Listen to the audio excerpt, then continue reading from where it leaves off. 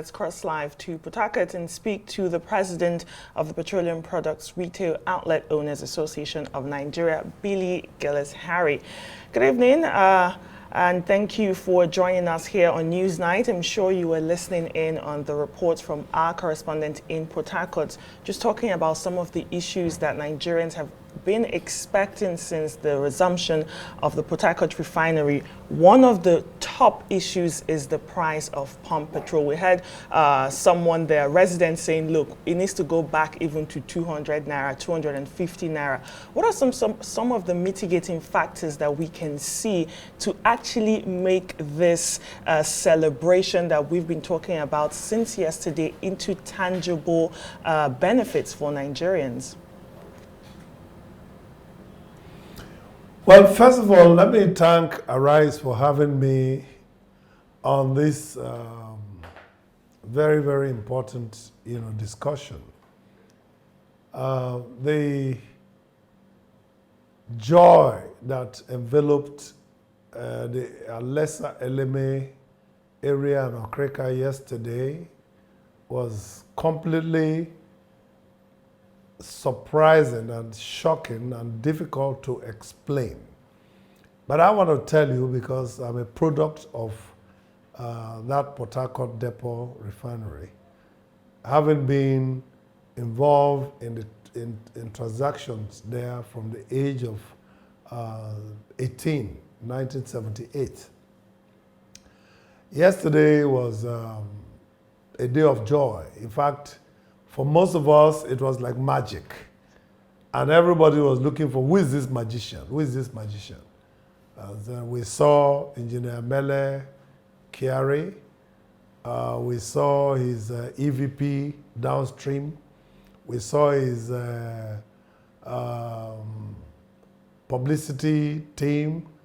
We saw Mr. Hub Stockman. We saw Alhaji Farouk Ahmed, the NMDPRA boss, and his team. Mr. Okoha was there. It was a very wonderful session. And I can tell you that the size of happiness, the size of excitement that rent the air when all of these gentlemen and the MD of the refinery, Mr. Engineer Onoja, came on stream, and some of the team, I think Mr. MD Mood, Dairu, and Mr. Kenny. It was such a very wonderful time. Great. It's magic. It's magic. All right, Mr. Billy Gillis-Harry. But it happened, yes. If you can hear me. The thing about magicians is that they deal in tricks and they're not to be trusted. So, but on a serious note, we would like to find out, because we do understand that you have not been able to lift products from the refinery. Why is this so? Also, can you clarify to us, because reports suggest that your association reports that the petrol from the new refinery that has come on board is 75 naira per litre more expensive than that of the privately owned Dangote refinery. All right, thank you. I'm happy you try to define what magic is, but magic for us is that if a depot has been comatose for several years and it comes on board with the drivers and staffs coming upon there with the conductors and different kinds of people coming, of course, it's going to be very surprising. And I was there to witness it. So let me address your question. We have not started loading product from there because there is not the approval yet for Petron or anyone to be able to access product from that depot. And so the information that was passed about 75 naira more than Dangote Refinery was quoted out of context because the product we bought day before yesterday and yesterday was on the old template of what NNPC has published earlier.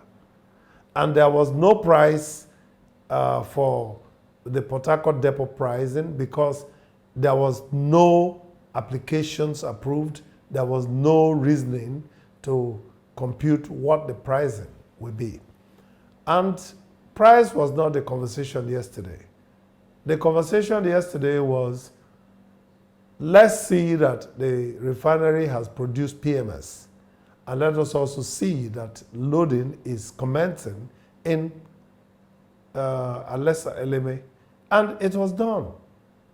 So the 75 Naira conversation was taken out of context, and I can verify that as the national president of the organization. The national PRO was only discussing about the price we bought a few days before on the NNPC platform. And that had nothing to do with the Port Harcourt refinery. So I would like us to discountenance that conversation, yes. Harry, would you like to tell us how soon, or sort of the timeline of when that approval will be given? And also with the competitive pricing dynamics at stake, what sort of measures would you propose to harmonize prices to protect both the marketers and also the consumers who have been bearing the brunt for a very long time? Thank you so much for giving me the privilege to do that. First of all, to buy a product from NNPC entails a couple of things. One, you have to be qualified. That means you have to have an NNPC license that is currently active, and you should be on the platform of a NNPC. And while you are there, you also have to have what is called the off-taker permit from NMDPRA to take from that particular depot. Once you have qualified for that, then you make an application, and NNPC, from what I know, automatically approves certain quantities of product for every retail outlet. And once you are given that, then you are given certain number of days to make that payment. It's only after that payment is done, NNPC can then program you to load the product. So none of this has happened in Port Harcourt depot yesterday. And so it is completely out of context to discuss about pricing from the Port Harcourt depot. But here's what we propose, and we propose this even to the NNPC. Let's fast track every process. We have the major marketers, we have the depot marketers, we have the independent marketers, we have the patron, and all we need to do for retail outlet owners is that we should be able to fast track the process of how we load product to our retail outlets. And I believe that NNPC will do that at the appropriate time. Great. Let me ask you, the NNPCL has been defending the use of blending, stating that it's a global practice for refining, but this has raised concerns about transparency, quality, and pricing. Mr. Billy, are you concerned? Do you share any of those concerns raised with this conversation since the coming on board of this refinery yesterday about quality, about transparency of the NNPC and how it is producing or refining the oil? Is that a concern for you? You said you were there yesterday. Well, I've been in downstream since I'm 18 years, 1978. And in the tenure when Mr. Dan Itete was president, Minister of Petroleum, I was fully inundated into the processes of refining and downstream operations. And I thank him so much for that. I do not know any refinery in the world today that does not engage in blending. And why do you blend?